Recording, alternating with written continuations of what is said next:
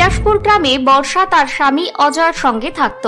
বর্ষা খুব সুন্দর দেখতে ছিল, তার সাথে সাথে অনেক স্টাইলিশও ছিল। কিন্তু অজয় খুব সাধারণ একজন মানুষ ছিল। সে একটি ছোট্ট চাকরি করে যা মাইনে পেত সবটাই বর্ষার হাতে তুলে দিত। কিন্তু তা সত্ত্বেও বর্ষা কোনো দিন খুশি হতো না। এরকমই একদিন বর্ষা ঘরে বসেছিল, তখনই অজয় অফিস থেকে বাড়ি ফেরে। বর্ষা, এই নাও টাকা, আজ আমি মাইনে পেয়েছি। হ্যাঁ ঠিক আছে দাও, আর যাও ফ্রেশ হয়ে নাও, আমি খাবারের ব্যবস্থা করছি। কিছুক্ষণ পর অজয় ফ্রেশ হয়ে খাবার টেবিলে এসে বসে এবং সেখানে এসে টেবিলে বাইরের খাবার দেখে প্রচন্ড রেগে যায়। তুমি আজ আবার রেস্টুরেন্ট থেকে খাবার অর্ডার করেছো? তুমি তো জানো আমার বাইরের খাবার খেতে একদম ভালো লাগে না। বাইরের খাবার খেতে ভালো লাগে না? তাহলে এবার থেকে নিজে রান্না করে খাবে, কারণ আমি তোমার বউ, বাড়ির চাকর নই যে গরমে নিজের ফেস খারাপ করে তোমার জন্য রান্না করব। ঠিক আছে বর্ষা, তোমার রান্না করতে যখন এতই সমস্যা, তাহলে তুমি এক কাজ করো, তুমি আমাদের বাড়িতে একটা চাকর রেখে নাও। অজয়, কি যে বলো না, তোমার মাইনে মাত্র 10,000 টাকা। এই টাকা দিয়ে কি কষ্টে আমি সংসার চালাই তা আমিই জানি, আর তার উপর তুমি চাকর রাখতে বলছো।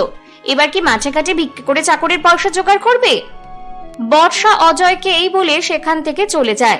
এদিকে অজয় তাড়াতাড়ি খাওয়া দাওয়া শেষ করে রুমে গিয়ে ঘুমিয়ে পড়ে। পরের দিন সকালে অজয় অফিসে যাওয়ার জন্য রেডি হচ্ছিল, তখন সে দেখে বর্ষা নতুন শাড়ি পরে আয়নার সামনে দাঁড়িয়ে মেকআপ করছে। কি গো বর্ষা, এত সকাল সকাল কোথায় যাওয়ার জন্য রেডি হচ্ছ? কেন, তুমি জানো না আমি সকালে কোথায় যাই? আজ হঠাৎ এভাবে প্রশ্ন করছো? তাহলে কি নতুন শাড়ি আর মেকআপ বাজারে যাওয়ার জন্য হচ্ছে? কিন্তু এত সাজসজ্জা করে বাজারে যাওয়ার কি দরকার? কেন অজয়, তুমি কি বলতে চাইছো? আমি বাইরে ভিখারিদের মতো যাব আর সবাই আমাকে দেখে হাসাহাসি করবে? না না বর্ষা, আমি সেজন্য বলছি না, তোমার ভালোর জন্যই বলছি। বাইরে যা সব বাজে ছেলেরা ঘুরে বেড়াচ্ছে, আমি সেই ভেবেই তো বললাম। থাক, তোমাকে আর আমার ভালো ভাবতে হবে না। তোমার এত যদি আমার চিন্তা থাকতো একটা গাড়ি কিনে দিতে, কিন্তু তুমি তো শুধু কাজ ছাড়া আর কিছুই বোঝো না। বর্ষা অজয়কে এই বলে বাজারের দিকে রওনা হয়। সে বাজারের দিকে যাচ্ছিল, তখনই নিলয় নামের এক ছেলে বাইক নিয়ে বর্ষার সামনে আসে। কি গো বর্ষা বৌদি, এত রোদে কোথায় যাচ্ছ? আহারে বৌদি, সত্যি তোমাকে দেখে খুব খারাপ লাগছে। দাদা তোমার দিকে একটুও খেয়াল করে না। চলো, আমি তোমাকে বাইকে করে বাজারে নিয়ে যাচ্ছি। নিলয়ের কথা শুনে বর্ষা অনেক খুশি হয় এবং সেখান থেকে বাইকে বসে বাজারে যায়। নিলয় বর্ষাকে বাজারে সবজি কিনতে সহযোগিতাও করে। বৌদি, এবার তাড়াতাড়ি টাকাটা পেমেন্ট করে চলো, আমি তোমাকে বাড়ি পৌঁছে দেব। বর্ষা নিলয়ের কথা শুনে ব্যাগ থেকে পার্স বার করার সময় হতভম্ব হয়ে যায়। হায় ভগবান, আমার পার্স কোথায় গেল? আমি তো বাড়ি থেকে নিয়েই বের হয়েছিলাম। কি হলো বৌদি, পার্স পাওয়া যাচ্ছে না? একটু ভালো করে দেখো, ব্যাগেই আছে হয়তো। না নিলয়, আমি পুরো ব্যাগ দেখে নিয়েছি, মনে হয় আমার পার্স রাস্তায় পড়ে গিয়েছে। এবার আমি সব বিল কিভাবে দেব? তুমি একদম চিন্তা করো না, আমি তো আছি, আমি টাকা দিয়ে দিচ্ছি, তুমি না হয় আমাকে পরে দিয়ে দিও। নিলয় এই বলে এক এক করে বর্ষার সব জিনিসের বিল দিয়ে দেয় এবং শেষে তাকে বাড়িও পৌঁছে দেয়। বৌদি, আবার কবে দেখা হবে? তুমি যেদিন বলবে সেদিন। আজ তুমি আমার এত বড় উপকার করলে, তোমার সঙ্গে না দেখা করলে কি যে হতো। বর্ষা নিলয়কে এই বলে ঘরের ভেতর চলে যায়। বাহ, আজ আবার একজন আমার স্টাইলিশ লুক দেখে ফিদা হয়ে গেল। সত্যি, এক এক করে এরকমই যদি আমার ফ্যান ফলোইং বাড়তে থাকে, তাহলে তো আমি গ্রামে অনেক বেশি ফেমাস হয়ে যাব। বর্ষা এসব ভাবতে ভাবতে ব্যাগ থেকে তার পার্স বের করে হাসতে হাসতে বলে, এবার নিলয়কে বোকা বানিয়ে আমি জমিয়ে শপিং করব। সত্যি বর্ষা, তোর বুদ্ধির জবাব নেই। বর্ষা সেখান থেকে শপিং করতে চলে যায়। বিকেলে শপিং ব্যাগ হাতে নিয়ে সে বাড়ি ফেরে। তখনই বাড়ির মালিক প্রকাশ বাবু সেখানে আসে। কি গো বর্ষা বৌদি, আমার ঘরের ভাড়া না দিয়ে ভালোই তো জমিয়ে শপিং করছো, আমার দিকটা তো খেয়ালই করছো না। আরে প্রকাশ বাবু, তুমি আবার আমার শপিং ব্যাগের উপর নজর দিচ্ছ? আমি তো তোমার জন্য এত কেনাকাটা করি কারণ সব সময় তুমি আমাকে সুন্দর ও ফ্রেশ দেখতে চাও। হ্যাঁ বৌদি, এটা কিন্তু তুমি ঠিক বলেছো, তোমাকে প্রতিদিন নতুন নতুন ড্রেসে দেখতে আমার খুব ভালো লাগে, কিন্তু কতদিন এভাবে দূর থেকে দেখবো বলো? অজয়ের মতো আমারও তো ইচ্ছে হয় তোমাকে নিয়ে একটু বাইরে ঘুরতে যাব। আরে বাহ প্রকাশ বাবু, শুধু কি বেড়াতে নিয়ে যাবে নাকি কিছু শপিংও করাবে? আরে হ্যাঁ হ্যাঁ, শপিং এর সাথে সাথে তোমাকে বড় রেস্টুরেন্টে চাইনিজও খাওয়াবো, একবার চলো তো আমার সঙ্গে। প্রকাশ বর্ষাকে এই বলে ঘর ভাড়া না নিয়ে সেখান থেকে চলে যায় এবং পরের দিন সকালে বর্ষাকে নিয়ে ঘুরতে বের হয়। এভাবে দিন কাটতে থাকে। বর্ষা বাড়ির মালিকের সাথে সাথে দোকানদারদের সঙ্গেও খুব ভালো ভাব জমিয়ে ফেলে এবং তাদের সুযোগ নিয়ে সে ফ্রিতেই জিনিসপত্র নিতে থাকে। এদিকে অজয় কোনো কিছু না জেনেই বর্ষার শখ পূরণের জন্য দিনরাত পরিশ্রম করতে থাকে। একদিন বিকেলবেলা অজয় অফিস থেকে বাড়ি ফিরছিল। তখন গ্রামের পার্বতী নামের এক মহিলা অজয়ের কাছে আসে। কি গো অজয় দা, তোমার বউ কি করছে সেসব খেয়াল রাখছো নাকি শুধু কাজেই ব্যস্ত আছো? কেন বৌদি, আমার বউ আবার কি করলো? এমন ভাব দেখাচ্ছে যেন কিছুই জানো না। তোমার বউ গ্রামের সব লোকেদের নিজের সৌন্দর্যের জালে ফাঁসিয়ে তার সব দরকার মেটাচ্ছে, আর আমার কথা শুনে তুমি এমন অবাক হচ্ছ যেন আকাশ থেকে পড়লে। দেখো বৌদি, আমি তোমাকে অনেক সম্মান করি, কিন্তু তার মানে এটা নয় যে তুমি আমার বউয়ের নামে যা ইচ্ছা তাই বলবে। হ্যাঁ, আমার সন্দেহ ছিল যে তুমিও তোমার বউয়ের সঙ্গে যুক্ত আছো। সত্যি অজয় দা, আজকে তো শুধু আমি বলছি, দেখবে তোমার বউয়ের কুকর্মের জন্য একদিন সারা গ্রাম তোমার ছিছি করবে। তখন বলবে না যে আমি তোমাকে সাবধান করিনি। পার্বতী অজয়কে এই বলে সেখান থেকে চলে যায়। এদিকে পার্বতীর কথা শুনে অজয় দুঃখী মনে বাড়ি ফিরে আসে। বর্ষা, এখন থেকে তুমি তোমার লাইফস্টাইল চেঞ্জ করো। তোমার এরকম স্টাইলের জন্য লোক তোমার নামে নানা রকম কথা বলে। অজয়, লোকে বলছে নাকি তুমি নিজে বলছো? আমি এত ফ্রি ভাবে জীবনযাপন করি তাই তোমার হিংসে হয়, আর তার জন্যই তুমি লোকের বাহানা করে আমাকে বোঝাতে এসেছো? না বর্ষা, আমি এসব তোমার ভালোর জন্যই বলছি, কিন্তু তুমি যদি আমার কথা না শোনো তবে দেখবে একদিন বড় সমস্যায় পড়বে। অজয় তার স্ত্রীকে এই বলে সেখান থেকে চলে যায়। এদিকে বর্ষাও অজয়ের কথায় কান না দিয়ে নিজের কাজে ব্যস্ত হয়ে পড়ে। এভাবে দিন কাটতে থাকে এবং সময়ের সাথে সাথে বর্ষার লোভ অতিরিক্ত বেড়ে যাওয়ায় সে আরো বেশি ছেলেদের সঙ্গে ঘুরে বেড়াতে শুরু করে। একদিন অজয় অফিসে কাজ করছিল, তখনই অজয়ের বস রঞ্জন সেখানে আসে। অজয়, এই নাও 25,000 টাকা, যাও বাড়ি গিয়ে আনন্দ করো। হ্যাঁ, সে তো করব, কিন্তু স্যার এত টাকা কিসের জন্য? এখন তো স্যালারির সময়ও হয়নি। অজয়, এই টাকা আমি তোমার বউয়ের জন্য দিয়েছি। তোমার বউ যা হট অ্যান্ড সেক্সি, টাকা না দিয়ে থাকতে পারলাম না। স্যার, আপনি কেমন ধরনের কথা বলছেন? আমি তো কিছুই বুঝতে পারছি না। বুঝতে পারছি না? ন্যাকামি হচ্ছে। বউয়ের দালাল কোথাকার। তোমার বউ ছেলেদের সঙ্গে ঘুরে বেড়াচ্ছে আর তুমি নাটক করছো। স্যার, আপনার কোনো ভুল হচ্ছে। আমার বউ ঘুরে বেড়াতে ভালোবাসে, তার মানে এটা নয় যে ও সকলের সঙ্গে নোংরামি করছে। তাই আপনি আপনার টাকাটা নিজের কাছেই রাখুন, আমার এই টাকার দরকার নেই। অজয় স্যারকে এই বলে অফিস থেকে বাইরে বেরিয়ে যায়, কিন্তু বসের কথা শুনে তার মন অতিরিক্ত খারাপ হয়ে যায় এবং সে পথের ধারে বসে নিজের ভাগ্যকে দোষারোপ করতে থাকে। হায় ভগবান, এ আমি কোন পাপ করেছি যার জন্য আমাকে এত বড় শাস্তি পেতে হচ্ছে? আমি যে বউয়ের জন্য দিন রাত পরিশ্রম করি, আজ তার ব্যাপারে লোকের কাছে আমাকে কথা শুনতে হচ্ছে। অজয় এসব ভাবতে ভাবতে দুঃখী মনে বাড়ির দিকে আসতে থাকে। অপরদিকে বর্ষা ঘরে বসে অজয়ের আসার অপেক্ষা করছিল। তখনই দরজার কলিং বেলে আওয়াজ হয়।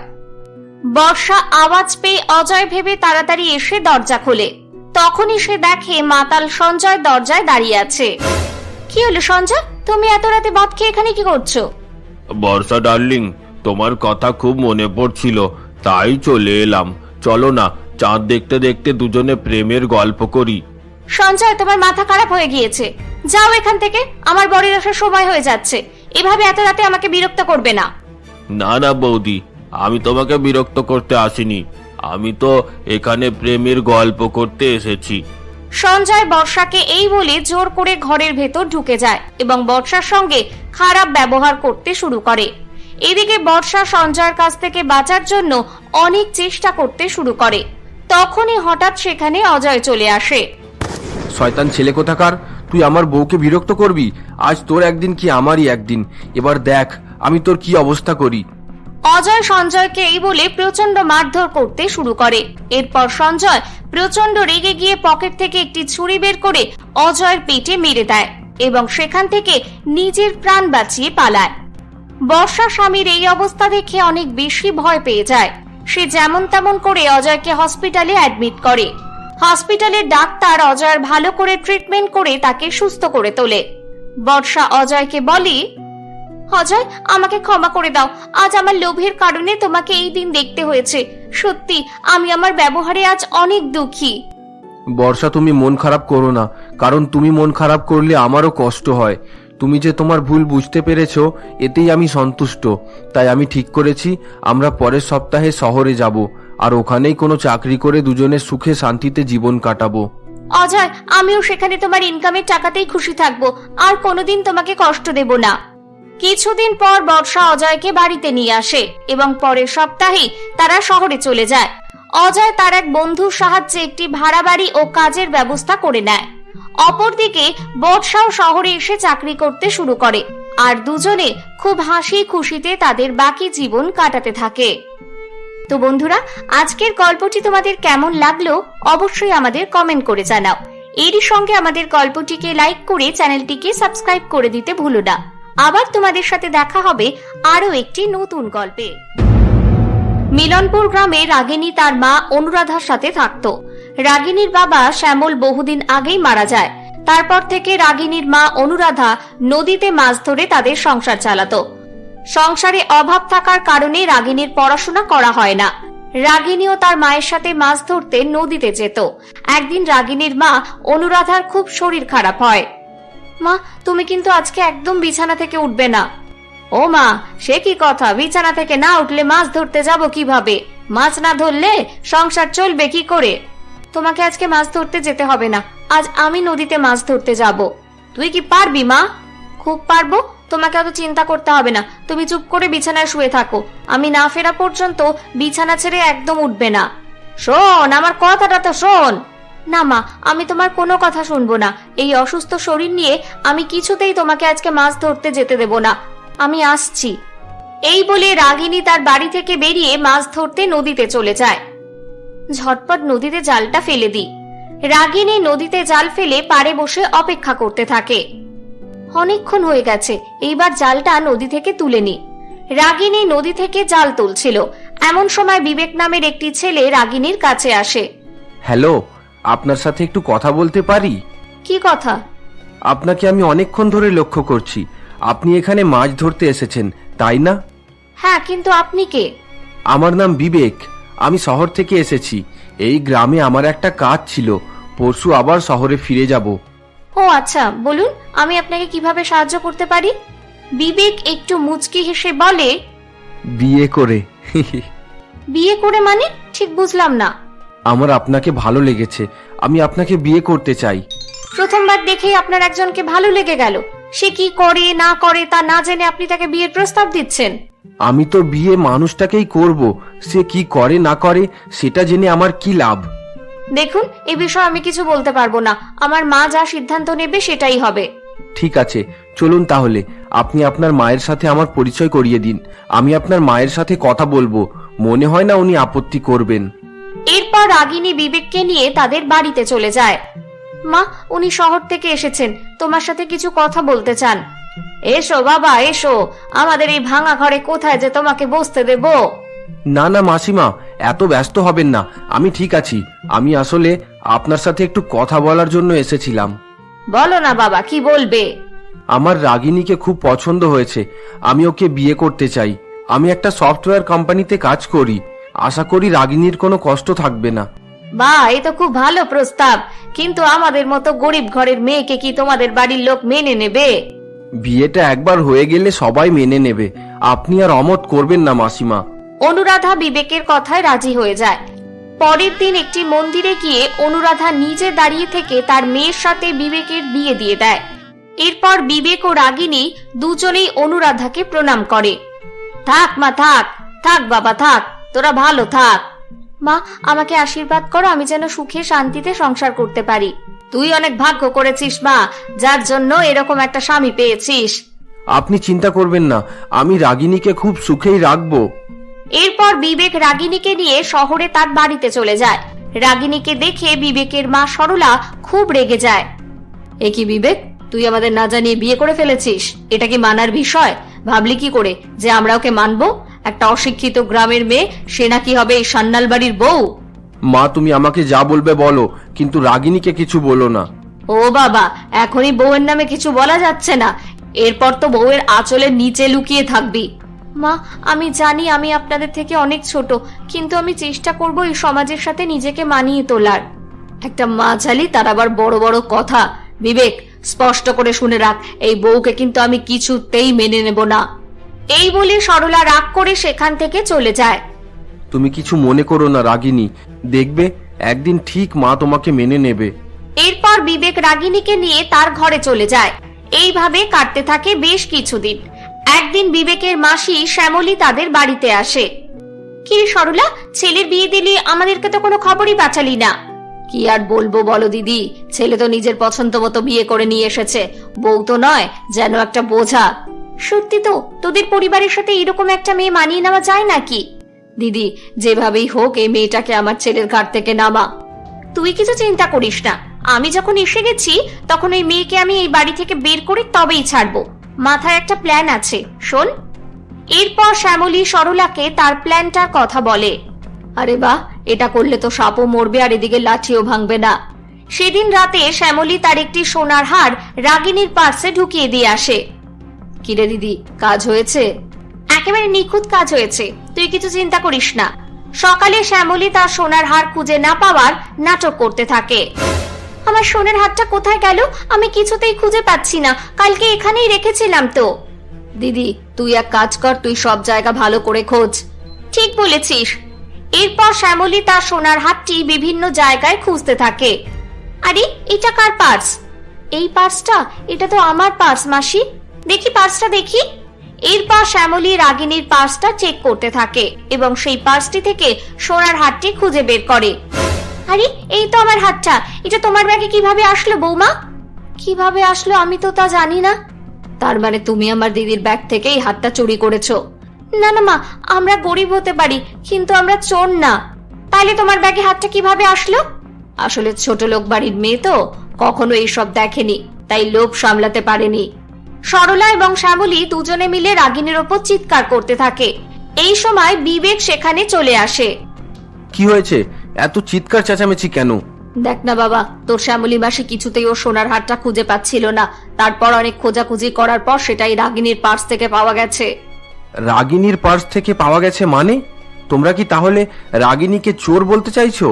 আমরা কিছুই বলতে চাইছি না, চোখের সামনে যা দেখছি তাই বলছি। দেখো, তোমরা এইভাবে রাগিনীকে কিছু বলতে পারো না। তাহলে তুই বল, আমার সোনার হারটা তোর বউয়ের পার্সে কি করে এলো? সেটা আমি জানি না, তবে আমার পূর্ণ বিশ্বাস যে রাগিনী এটা করতে পারে না। এরপর থেকে রাগিনীকে তোমরা আর এই ধরনের অ্যালিগেশন করবে না। কিছুদিন পর রাগিনী তার একটি খবরের কাগজে একটি মাছ ধরার প্রতিযোগিতার কথা দেখতে পায়। মাছ ধরার প্রতিযোগিতা?